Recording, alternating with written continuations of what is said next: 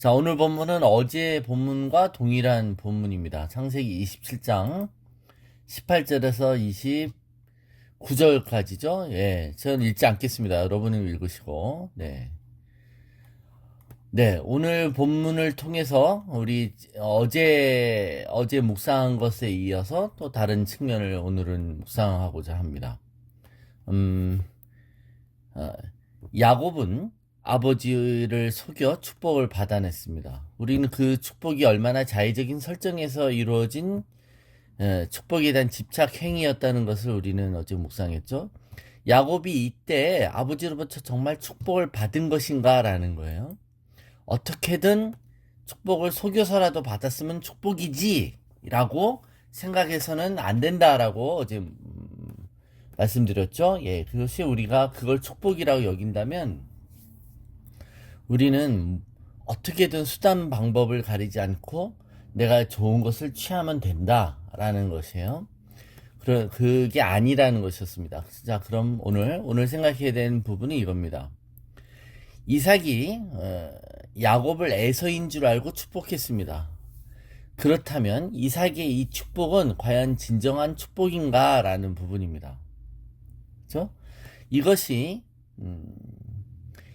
진정한 축복이다. 이 축복의 유효성에 있어서 이것이 축복으로서 정말 유효한가라고 했을 때 우리가 어제는 이것이 정말 축복을 받은 것인가, 그죠? 네, 어제 비슷한 부분이에요. 야곱이 이때 아버지로부터 축복을 받은 것인가? 야곱의 측면에서 이 유효성을 본 것이고, 오늘은 이삭의 측면에서 이 유효성을 따져보자는 겁니다. 예. 그는 지금 축복의 감동을 철저히 육적인 감각에 의지해서 일으키고 있습니다. 마음이 막 뭉클해졌어요. 에서가 사냥해온 음식을 해갖고 자기를 먹여줍니다. 그럴 때 자기가 원래 갖고 있었던 축복하려는 마음을 갖고 뭉클해 합니다. 에서인지를 확인했습니다. 그의 촉각과 후각과 청각을 통해서 감동을 일으켰고, 아니 짜내면서 그는 에서인 줄 알고 야곱을 축복합니다. 그러니까 이 축복의 행위는 하나님의 예언과 하나님이 주시는 감동과는 상관없는 행위였다는 것이죠. 이삭의 축복의 내용을 보면 정형화된 내용들이에요. 그죠?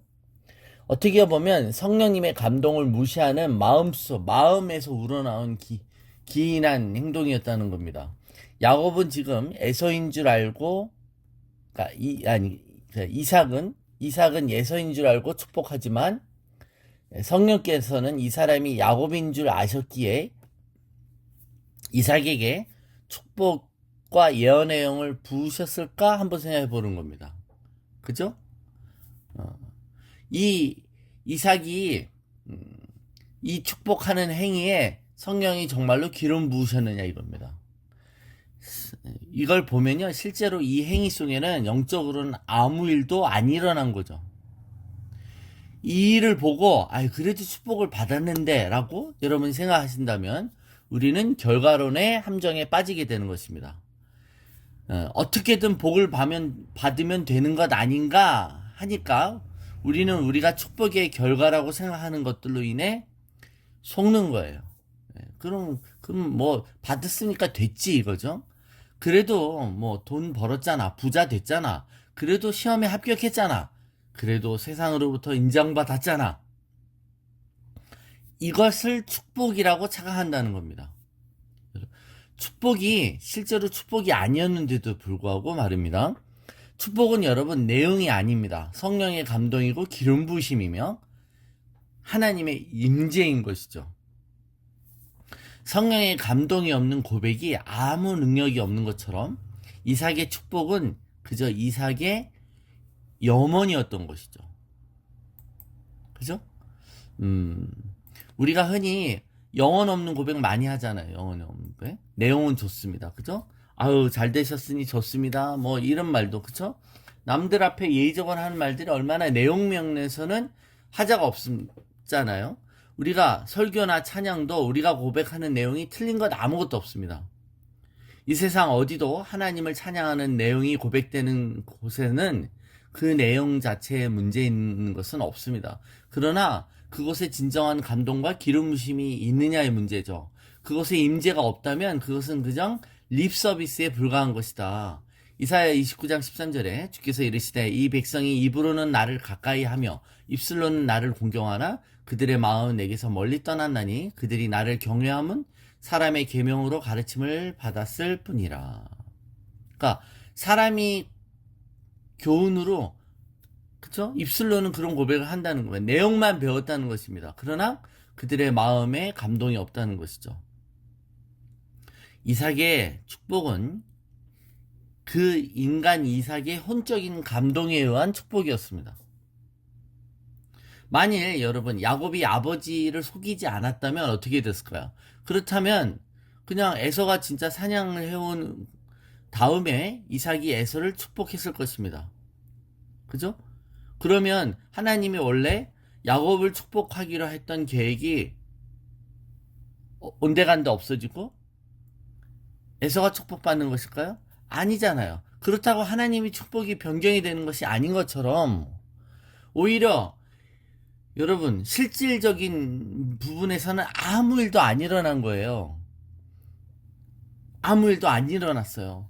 그런데 인간들끼리 자기들이 의미를 부여하고 자기들이 속고 속임으로 이런 일들이 일어나는 겁니다. 오히려 이런 속임수의 행위는 자신의 삶의 저주를 불러일으킨 것이죠.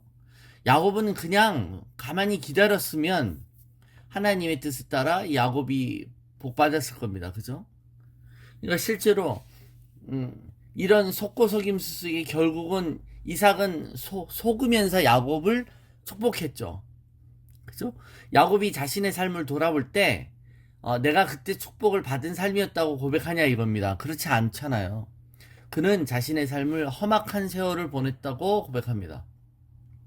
그가 말하는 험악한 삶의 실체는 뭐냐면 그가 야곱이었던 것처럼 이름도 야곱 속이는 자였던 것처럼 그는 계속 속아요. 그죠? 그가 형처럼 위장하고 아버지를 속였던 것처럼 훗날에 야곱이 레아를 자신이 대가를 지불한 라헬로 알고 동침했지만 그의 아내가 된 자는 라헬이 아니라 레아였던 것처럼 첫날 밤에 똑같이 당하죠. 축복받은 결혼식이 아니라 사기극임을 경험하게 됩니다. 훗날 자기의 사랑한 아들 요셉이 죽었다고 수십 년 동안 다른 아들들에게 속습니다. 그는 자신의 인생이 속임수의 연속이었다고 말하는 것이죠. 누가 속이느냐, 누가 이 속임수의 이 연속된 이런 저주와 같은 것들을 누가 불러일으켰냐 이거야. 그것은 야곱 자신이라는 것이죠. 야곱은 스스로를 속인 거예요. 갈라디아서 6장 7절입니다. 8절. 스스로 속이지 말라. 하나님은 업신여김을 받지 아니하시나니 사람이 무엇으로 심든지 그대로 거두리라. 자기의 육체를 위하여 심는 자는 육체로부터 썩어질 것을 거두고 성령을 위하여 심는 자는 성령으로부터 영생을 거두리라. 야곱은 하나님의 계획과 예언이 있었어요. 야곱이 축복을 받을 만 것이라고. 그런데 그것에 인간적으로 노력했죠. 인간이 거기에 속임수의 씨를 심은 것입니다. 그리고 그 씨를 뿌렸기 때문에 살면서 그 속임수의 열매를 거두게 됩니다. 그러니까 우리 스스로 속이지 않으려면 우리에게 누군가 묻죠. 우리의 정체성을 의심하는 자가 너 누구니? 라고 물었을 때 나는 야곱이라고 말해야만 되는 거예요.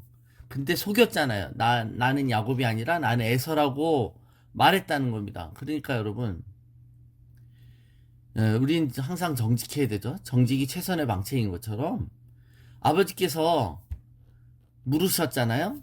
너 에서 맞냐? 라고 할 때 아니요 저 에서 아닙니다. 아버지께서 축복하기를 주저하시는 못마땅하시는 둘째 아들 야곱입니다. 라고 그죠? 고백해야 되는 것이죠. 나는 야곱이라고 욕심 많고 조급하고 집착하는 야곱이라고 내가 어떤 사람인지 인정하고 정직하게 나아가는 것.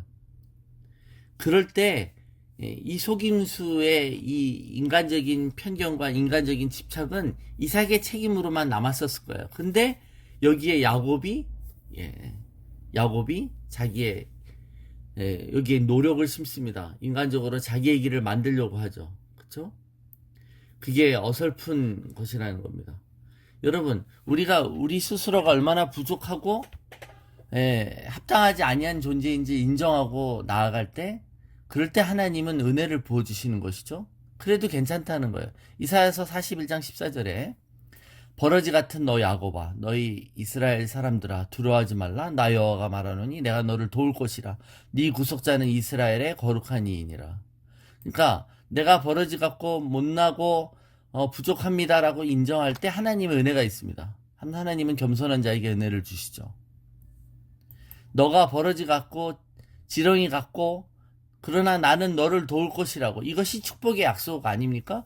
그러니까 하나님이 야곱을 축복하겠다는 것은 야곱이 할 수 없는 것들을 도와주겠다는 거잖아요. 그죠? 그런데 그는 시작을 자신이 하나님의 축복을 자기 스스로 만들겠다는 겁니다. 여러분, 세상은 믿는 자들에게 너희들은 누구냐라고 묻는 거예요. 그죠? 그럴 때 우리는 말로는 거룩한 척 합니다. 자신이 거짓말을 하면서도 하나님이 생각나게 하셨다라고 막 말하잖아요. 하나님을 운운해요. 하나님을. 비번을 몰랐다가 하나님이 비번을 생각나게 해줬다라고 말하지 않습니까? 하나님이 어쩌고 저쩌고. 영적인 위선과 가면을 벗어버려야 되는 줄로 믿습니다. 우리는 하나님의 은혜 속에 나는 구원받은 죄인입니다 라고 고백해야 하는 것이죠. 여러분, 우리가 하나님의 구원에 우리가 할 수 있는 게 뭘까요? 할 수 있는 건 죄를 더한 것 외에는 없다고 말하는 겁니다. 우리는 죄인입니다. 그러나 이 죄인을 사랑하시는 하나님의 은혜가 우리를 이기게 하십니다. 우리 어제와 오늘 걸쳐서 이삭이 야곱을 축복하게 되는 이 해프닝, 속임수를 통한 해프닝, 이삭은 속아서 축복했고 야곱은 속임으로 축복을 받았어요. 그런데 이것이 야곱이 정말 축복을 획득한 것도 아니고 이삭의 이 축복 행위가 에서인 줄 알고 했었다. 정말 에서가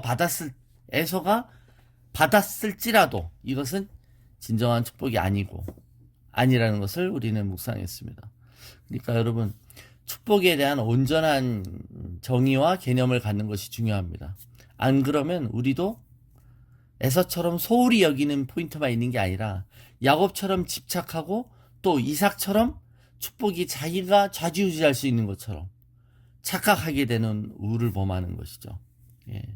그래서 저는 이 측면을 다 우리가 묵상해야 되는데 보통은 우리가 에서가 그 영적인 축복을 소홀히 한 부분만 자꾸 이렇게 부각을 시켜요. 그러다 보니 거기에 대해서 사람들이 어떻게든 이 축복을 더 막 사모하고 하는 그것만, 그러다 보니 속여서라도 그걸 쟁취하고 어떤 수단 방법을 가리지 않고도 축복을 받아내기만 하면, 안수를 받아내기만 하면, 나는 따내기만 하면 된다라는 착각을 하게 되는 것입니다. 영적인 축복이 무엇이고, 그러니까 복이라는 것 자체가 하나님으로부터 받는 어떤 선물이 아니라 하나님 자신이시고 그분의 임재라는 걸 깨닫지 못하기 때문에 나오는 것이죠. 거짓말하는 것에 하나님 임재가 있지 않습니다. 그렇죠? 속이는 것에 임재가 있지 않아요. 그러면 축복이 거기로 운반되지 않습니다. 그런데 결과론적으로 접근하고 자신의 자의적인 설정으로 접근하기 때문에 축복이 아닌 것을 축복으로 알게 되는 것입니다. 우리 이 부분에 대한 온전한 분별력을 가지시기를 축원합니다.